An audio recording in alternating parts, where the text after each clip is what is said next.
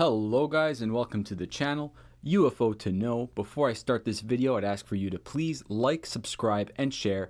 Click that notification bell and leave a comment. It really helps out the channel and I'd really appreciate it. Alright, now if you've clicked on this video, I'm assuming it's because you've already accepted that we are being visited by extraterrestrials. If not, this video will not convince you as it is outside of its scope. Okay, so the real question at hand is not whether or not ET are visiting. They are. The real question is, what is their intent? And are some of them negative, malicious, or in service to self? This is a highly debated topic in the UFO community. You have some highly regarded ufologists on one end of the spectrum making claims like all ET are benevolent and want what's best for humanity, while others on the other end claim that they are a threat and want to enslave humanity for their own selfish ends. And then there are some who believe they are already here and have been doing that exact thing, such as David Icke. Well, how do we make sense of all of this? If the so-called experts cannot agree on this, how are we supposed to come up with a decision? Well, I'd say the key is to listen to the data, try to make logical sense of it, and judge on your own. Trust your intuition. Now, why is it that TTSA, To the Stars Academy, Richard Dolan, Project Avalon or Camelot, and so many more believe that there are negative beings visiting the Earth?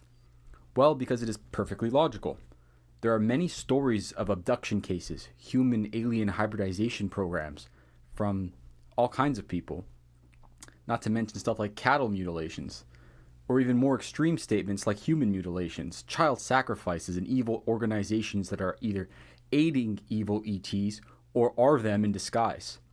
Now that sounds extreme, but there may be something to it. When you look at the group of missing people each year, specifically missing children, the sex trafficking and conspiracies like 9/11, Epstein's death, and the JFK assassination, it's clear there's something negative at play here. Now, is it evil ET or is it evil human beings running these programs? That is at the core of this issue. Dr. Stephen Greer is a big advocate for the other end of the spectrum. He has claimed many times that all ET are benevolent, which is an absolute statement that, if I can be allowed to recontextualize it, I think what he means is all ETs that have visited Earth and that he and his CE5 experiencers have contacted were benevolent and positive experiences. But how can he be saying that when at the same time you have TTSA pushing the threat narrative and people like David Icke claiming that reptilians are pulling the strings of the military-industrial complex cabal? Well, Greer believes that corrupt humans are staging the alien abductions, mutilations, and worse in order to create a false flag operation to rile the people up when the eventual planned disclosure occurs, and to have them unite together to fight a common perceived enemy, the ETs. He cites Richard Doty, a known disinformation agent, as a source for bringing to light these operations. But are we really to trust Doty? What if Greer knows that negative beings are out there and are coming here, but is choosing not to go there? Well, would that make him a malintended liar? What if his motives are good? Now, this part is hard for many to swallow, but it is believed by many that consciousness affects possible future events. The old saying of think positive and positive things will happen. Well, what if we apply that to a mass consciousness? As in, what if a large portion of the population of the planet thinks fear, anger, negativity, then those might become the future outcomes that become available to us. Fear spreads like wildfire. So when we present to the masses that ETs are here, most of them are good, but some are bad, then we are faced with a situation kind of like the bad apple spoiling the bunch.